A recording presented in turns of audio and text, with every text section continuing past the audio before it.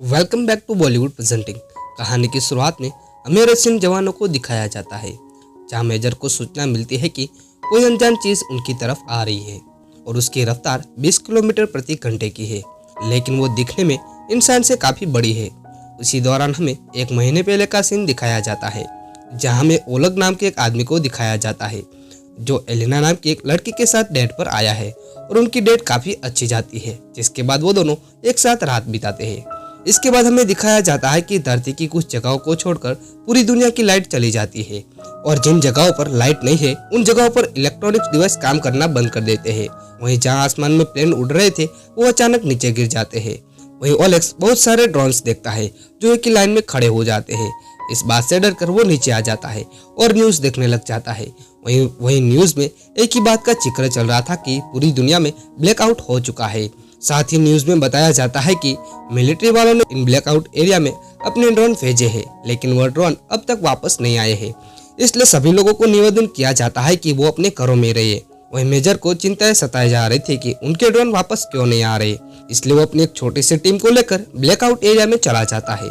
वहीं किसी हेलीकॉप्टर में एक प्रेस वाली लड़की भी होती है जिसका नाम एलिया होता है। ये ब्लैकआउट एरिया में चले जाते हैं। इस ब्लैकआउट एरिया को क्वारंटाइन नाम दिया जाता है। जिसके बाद ये टीम एक मॉल में जाती है, लेकिन वो मॉल के अंदर देखते हैं कि कोई इंसान जिंदा नहीं है, सभी लोग मर चुके हैं। तभी उनका टीम का एक सैनिक दूसरे कमरे में चला जाता है, लेकिन कोई अनजान चीज आकर उस पर अटैक कर देती है और उसकी गन को लेकर वहां से भाग जाती है। सारे सैनिक इस अनजान चीज पर गोलियां चला देते हैं। वहीं इस चीज को उन गोलियों का कोई असर नहीं हो रहा था। जब घायल सैनिक से पूछा जाता है कि वो कौन था, लेकिन वो बताता है कि मैंने उसे नहीं देखा, वो बस मेरी गन को लेकर भाग गया था। वही हमें बेसमेंट के अंदर यूरा को दिखाया जाता है जो अपनी मॉम के साथ रहता होता है। उसकी मॉम थोड़ी सी मेंटली अनबैलेंस हो चुकी थी। यूरा वहाँ पर मिलिट्री में काम करता होता है, लेकिन वह छुट्टी लेकर वहाँ रह रहा है। धरती पर संकट आने की वजह से उसको मिलिट्री द्वारा वापस बुलाया जाता है। वहीं यूरा को उसी बेस पर बुलाया जाता है जहाँ ओलेग रहता है और इन दोनों के बीच एक अच्छी दोस्ती भी हो जाती है। जब ये दोनों बात कर रहे होते तब वहाँ पर मेजर आती है जिसका नाम मरीना होता है।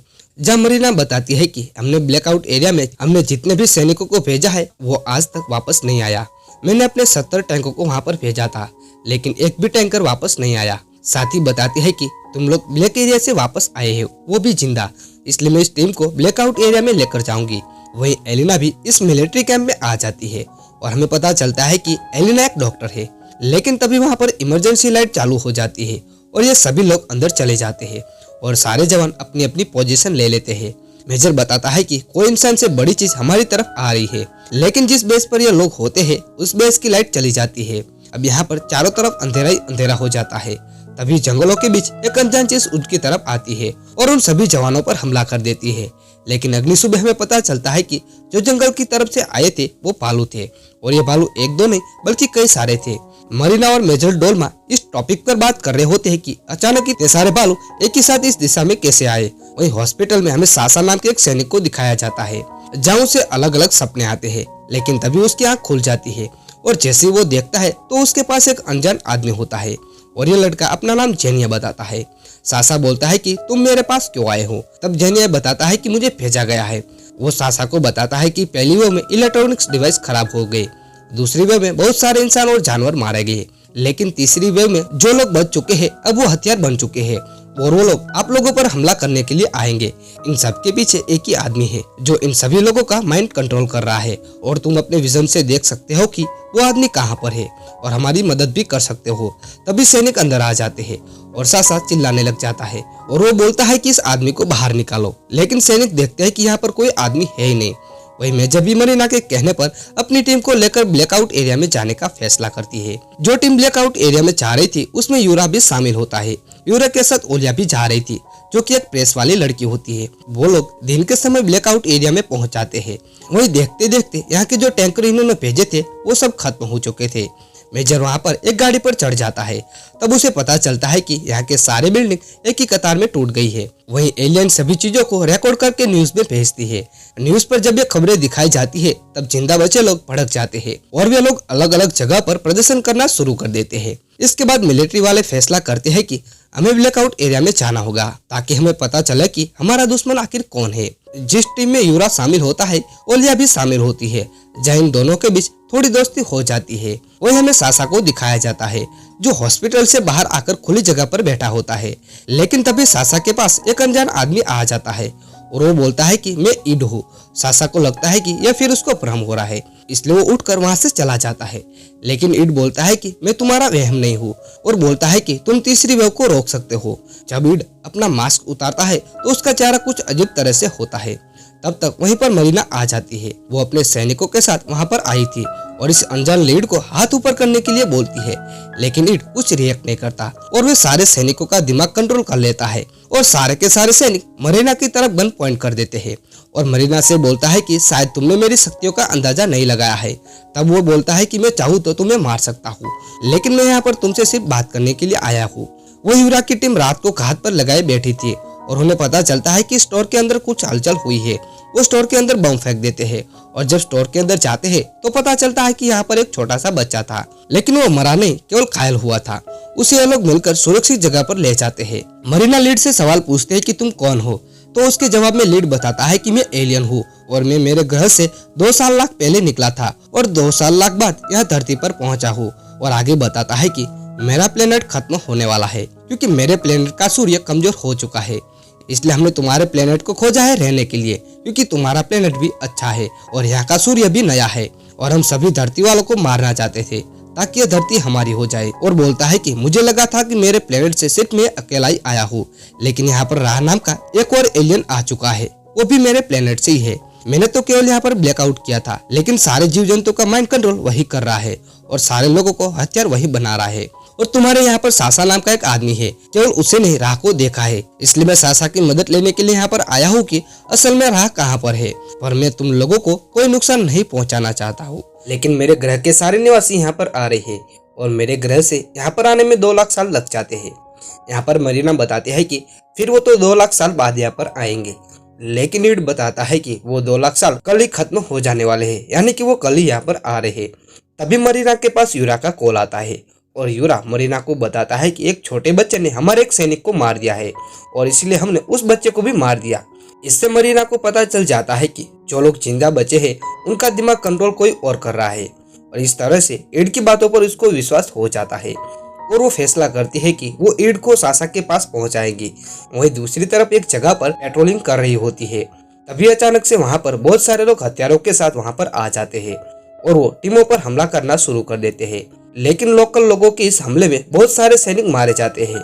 वह ईड भी सासा के पास आ जाता है और वो उसके दिमाग को हाथ लगाकर बोलता है कि तुम अपने आंखें बंद करके देखो कि राह आखिर कहाँ पर है। यहाँ पर प्रथम सासा आंखें बंद करके एक बिल्डिंग की तस्वीर बना देता है और उसको पता चल जाता है कि राह एक बिल्डिंग पर है, लेकिन सासा को लगता है कि राह उसको देख रहा है, इसलिए वो अपनी आंखों को खोल लेता है।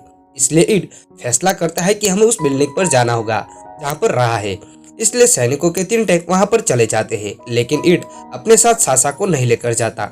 लेकिन तभी ये लोग देखते हैं कि जहाँ से ये लोग आए थे वहां पर बहुत सारी मिसाइलें आकर गिर जाती है और वो जगह पूरी तरह से तबाह हो जाती है। मरीना ईड से पूछते हैं कि यह सब क्या हो रहा है।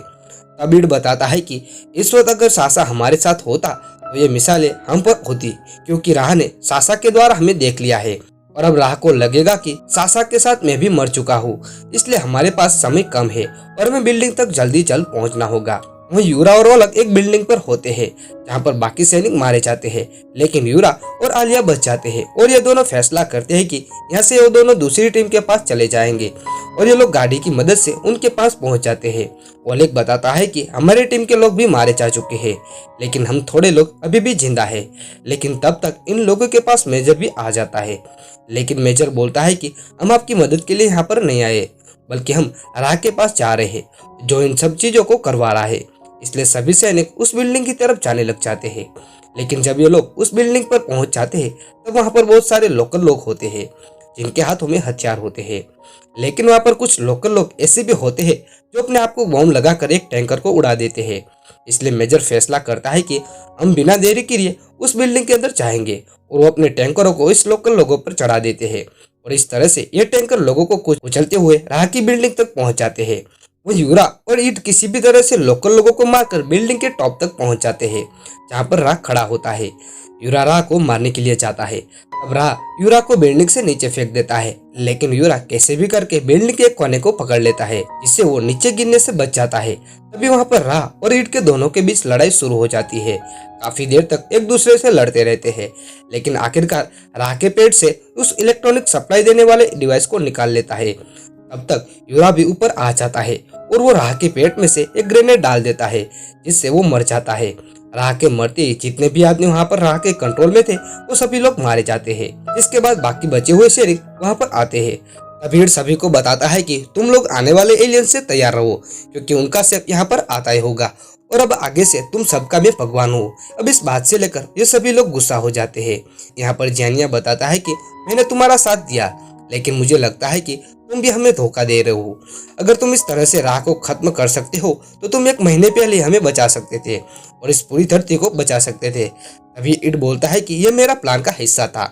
आगे वो बताता है कि मैं यहाँ पर पहले से आया हूँ ताकि मैं अपने प्लान को अंजाम दे सकूं, लेकिन तब तुम लोगों की संख्या बहुत ही ज्यादा थी, इसलिए हम लोगों ने तुम्हारे माइंड को कंट्रोल कर लिया और तुम लोगों को आपस में लड़वाया ताकि तुम सभी लोग जल्दी खत्म हो जाओ। और इसी तरह से हमारा प्लान काम भी कर गया। मैंने सभी लोगों को मार दिया, लेकिन सिर्फ तुम लोगों को छोड़कर, ताकि तुम लोग मेरे लिए काम करते रहो। यह बात सुनने के बाद जेनिया को गुस्सा आ जाता है और वो चाकू लेकर उसको मार देता है, लेकिन असल में वो चाकू मरीना को मार देता है, क्योंकि जेनिया को समझ नहीं आया था कि आखिर कौन था, क्योंकि वो ईड को मारना चाहता था। लेकिन वो बोलता है कि हम इसके बगैर जिंदा नहीं बच पाएंगे, यही हमारी उम्मीद है। अब इस तरह से इन दोनों के बीच लड़ाई हो जाती है। जेनिया ईड को मारने के लिए चाहता है, लेकिन ईड जेनिया को मार देता है। इसी दौरान ईड के पास एक डिवाइस होता है जो नीचे गिर जाता है। इस डिवाइस के बारे में ईड को पता नहीं होता। वहीं जेनिया घायल हो चुका था। वहीं दूसरी तरफ यूरा ईड के ऊपर गोली चलाता है, लेकिन ईड यूरा के पिता का रूप ले लेता है और बोलता है कि क्या तुम मुझे मारोगे। लेकिन यहाँ पर अचानक से जेनिया को होश आ जाता है और वो यूरा के पिता को अपने साथ लेकर नीचे गिरा देता है, जिसके बाद हमें पता चलता है कि जेनिया ने ईड को मार दिया है। अब यहाँ पर केवल 4 लोग बचे थे और ये चारों जब आसमान में देखते हैं तो एलियन का बहुत बड़ा शिप धरती पर आ चुका था। धरती पर आती एलियन शिप का दरवाजा खुल जाता है, लेकिन अंदर से कोई एलियन बाहर नहीं आता। यहाँ पर ईट का जो डिवाइस गिरा था वो आवाज करना शुरू कर देता है। अभी मेजर उन तीनों को स्पेसशिप में जाने का ऑर्डर देती है और कहते हैं कि जितने भी एलियन है उन्हें खत्म कर दो, और एलिना इन दोनों के साथ उन शिप में चली जाती है। लेकिन वो देखते हैं कि यहाँ पर बहुत सारे स्लीपिंग चैम्बर है जिनमें एलियन सोए हुए हैं और इनमें एक टाइम लगा हुआ है, और वो टाइम पूरा होते ही ये सारे एलियन जग जाएंगे। ओलेग के हाथ में जो डिवाइस था उसमें से वो समझ जाता है कि इन सभी एलियन को जगाने का काम था। यहाँ पर बहुत सारे पाइप्स होते हैं जो एलियन के लिए ऑक्सीजन का काम कर रहे थे। तभी तीनों फैसला करते हैं कि ये मिलकर इस पाइप को काट देंगे, और इसी तरह से एक पाइप को काटना शुरू कर देते हैं, जिसके अंदर से प्रवाह बाहर आता है। और इन पाइप को काटने से एक एक करके सारे एलियन मरना शुरू हो जाते हैं, क्योंकि उनके स्लीपिंग चैम्बर के अंदर ऑक्सीजन नहीं पहुंच पाई थी। इसलिए तीनों मिलकर इन एलियन के ऑक्सीजन सप्लाई को काट देते हैं। लेकिन जब वो आखिरी चैम्बर देखते हैं तो उनमें एलियन के बच्चे होते हैं, इसलिए उस चैम्बर के ऑक्सीजन को नहीं काटते।